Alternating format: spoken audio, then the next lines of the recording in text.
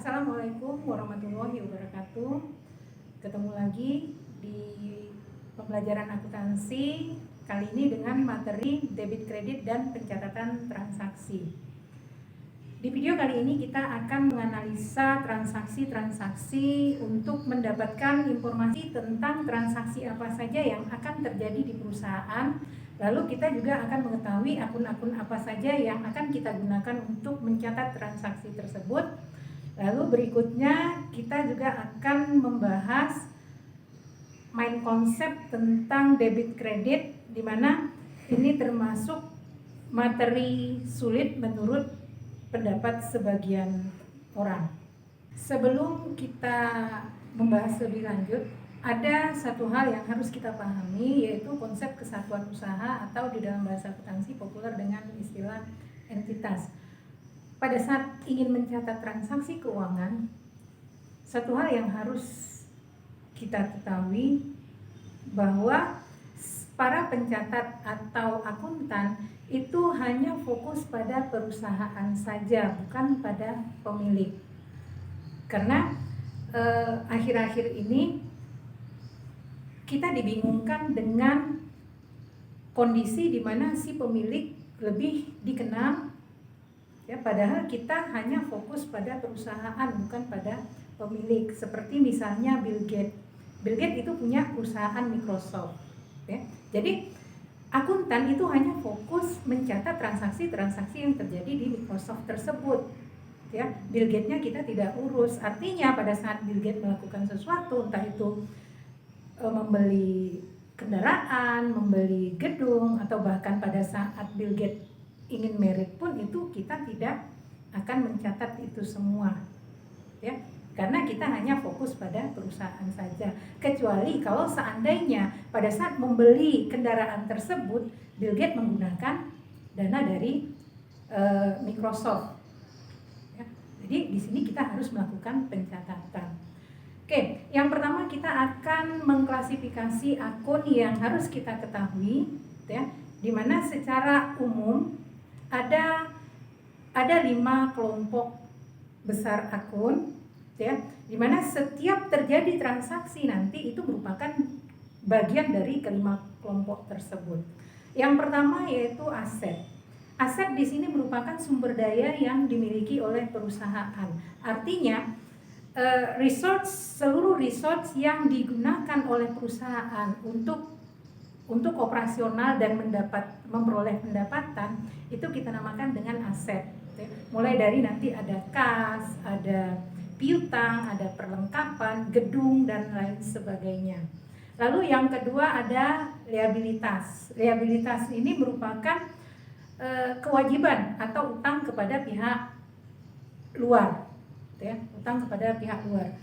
Intinya begini, pada saat perusahaan membutuhkan sesuatu, misalkan perusahaan tidak mampu untuk membayar secara tunai, maka transaksi ini akan kita catat sebagai utang, ya.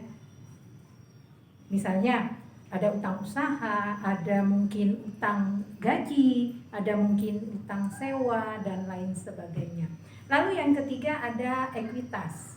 Ekuitas di sini merupakan hak pemilik modal terhadap aset perusahaan. Kalau di konsep pertanggungjawaban kemarin kita membahasakan bahwa ekuitas ini adalah hutang perusahaan terhadap si pemilik. Nah, ini akan muncul pada saat si pemilik menyerahkan sebagian kekayaannya ke perusahaan, diperuntukkan sebagai modal. Dan ini juga akan terjadi pada saat si pemilik mengambil sebagian aset perusahaan. Biasanya kita kenal nanti dengan istilah pref, tapi kalau di PT itu namanya nanti dividen, ya. Penjelasan akan dua hal ini akan kita bahas di kesempatan yang lain. Lalu kita lanjutkan dengan akun yang keempat, kelompok akun yang keempat, yaitu revenue. Revenue ini merupakan penambahan dalam ekuitas perusahaan yang diperoleh dari hasil penjualan, baik itu barang maupun jasa. Artinya pada saat perusahaan melakukan suatu operasional, menghasilkan entah itu barang atau jasa, lalu barang dan jasa ini diserahkan kepada pelanggan, maka pada saat itu ada aliran masuk yang mengakibatkan bertambahnya ekuitas perusahaan tersebut. Di sini bisa kita lihat ada pendapatan jasa barangkali, terus ada pendapatan komisi, pendapatan bunga, dan lain sebagainya. Lalu terakhir yang kelima yaitu expense. Expense ini merupakan aktivitas penggunaan aset dalam upaya untuk memperoleh pendapatan.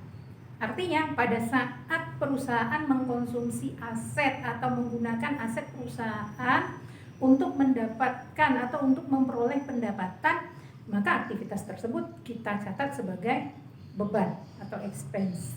Seperti misalnya perusahaan menggunakan karyawan untuk kegiatan operasionalnya, maka karyawan ini akan diberikan upah atau gaji, maka upah gaji ini nanti akan kita catat sebagai beban gaji. Atau umpamakan perusahaan menyewa atau mengontrak gedung untuk kegiatan operasional, maka di sini nanti akan muncul biaya sewa, biaya sewa gedung. Oke, itu 5 kelompok akun, di mana dari bagan tersebut terlihat bahwa secara tidak sengaja ini dikelompokkan menjadi 2 kelompok, ya, 2 kelompok, di mana di atas itu ada 3 akun dan di bawah juga ada 2 akun.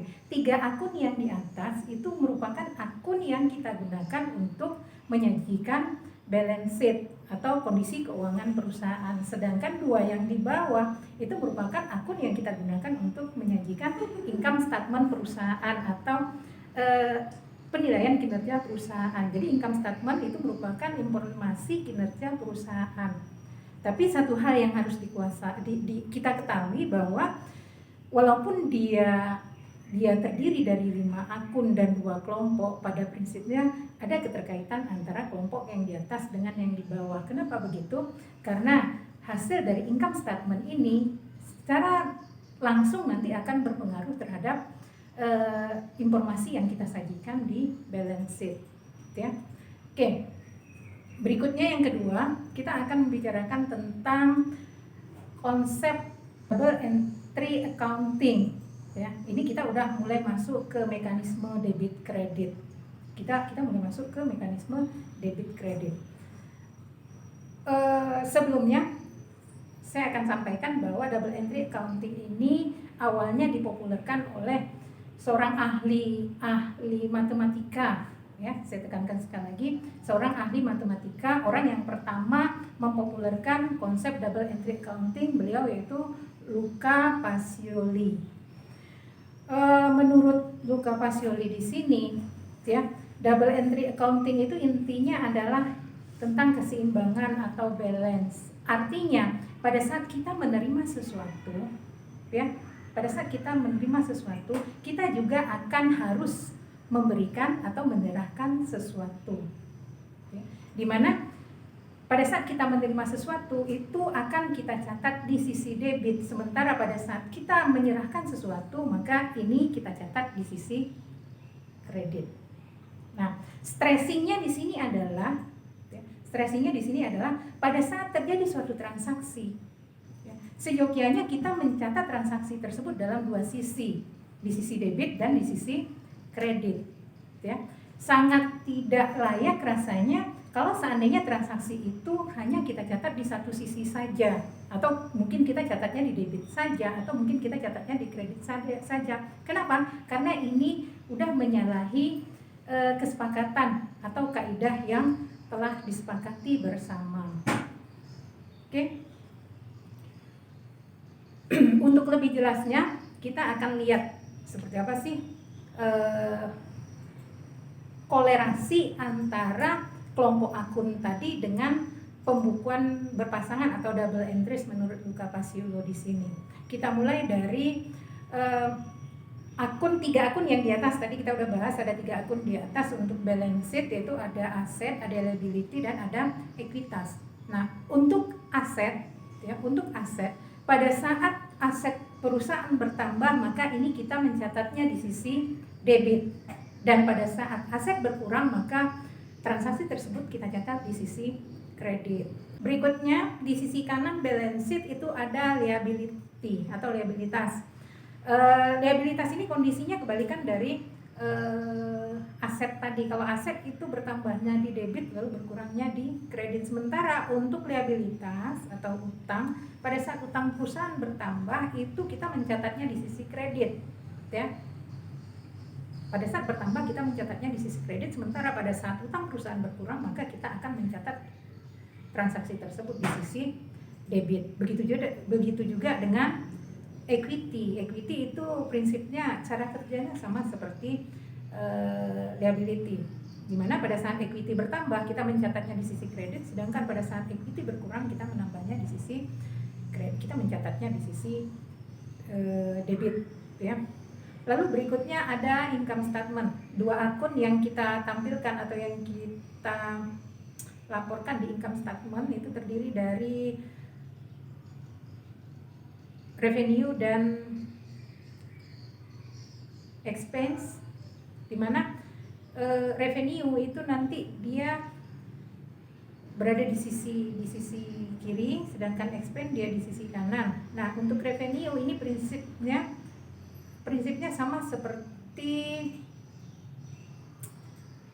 revenue itu sama seperti ekuitas dan liability, di mana revenue pada saat bertambah kita mencatatnya di sisi kredit dan pada saat berkurang kita mencatatnya di sisi debit. Sedangkan untuk expense itu prinsipnya sama seperti aset, ya, di mana pada saat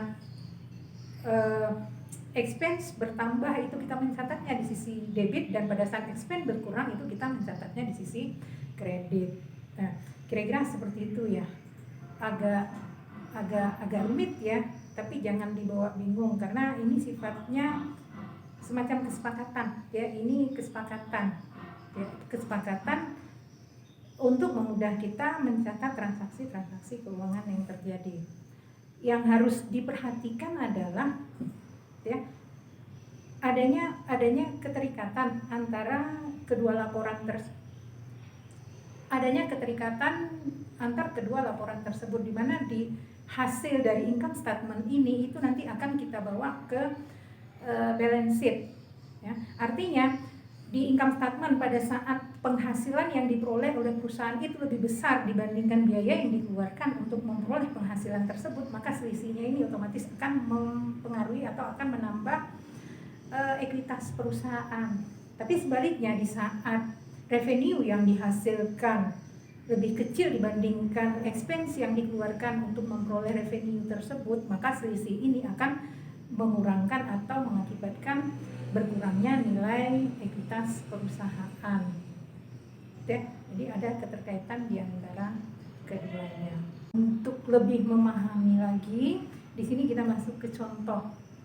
Ya, kita masuk ke contoh transaksi, kita coba analisa transaksi ini lalu kita lihat seperti apa pengaruhnya, apa yang didebit, apa yang dikredit, dan berapa nilai yang akan kita catat di debit dan berapa nilai yang akan kita catat di kredit. Di sini transaksinya adalah toko bening membeli komputer senilai 8 juta, di mana pembelian tersebut dibayar tunai sebesar 3 juta, sedangkan sisanya sesuai kesepakatan akan dilunasi di bulan depan. Nah, bagaimana dengan transaksi ini? Ya, seperti tadi konsep di awal oleh Luca Pacioli, pada saat kita menerima, ya, kita juga akan menyerahkan. Nah, di sini kita menerima komputer, ya. Kita menerima komputer sebesar 8 juta. Angka 8 juta ini akan kita catat di sisi debit, ya. Yang kita terima kita catat di sisi debit. Jadi komputer senilai 8 juta kita catat di sisi debit. Nah, pada saat transaksi tersebut kita menyerahkan uang tunai ke toko sebesar 3 juta. Ya, kita menyerahkan uang tunai 3 juta. Di samping uang tunai kita juga menyerahkan hak kepada si pemilik toko untuk melakukan penagihan kepada kita senilai 5 juta yang belum kita bayar saat ini. Nah, hak berupa uang tunai 3 juta dan hak untuk menagih sebesar 5 juta itu akan kita catat di sisi kredit. Nah, ini implementasi dari double entry accounting. Setiap terjadi satu transaksi itu kita harus mencatatnya, seyogyanya kita mencatat di sisi debit dan di sisi kredit. Di sini yang kita catat di sisi debit itu adalah komputer, karena pada saat itu kita menerima komputer. Lalu kita mencatat kas dan utang di sisi kredit, ya. Jadi berpasangan dia, debit dan kredit. Lalu contoh yang kedua di sini, perusahaan membayar iklan sebesar 4.500.000, ya. Perusahaan membayar iklan sebesar 4.500.000 secara tunai. Nah, transaksi ini akan kita catat dengan cara mendebitkan beban iklan sebesar 4.500.000, lalu kita mengkreditkan kas sebesar 4.500.000. Nah, kira-kira seperti itu.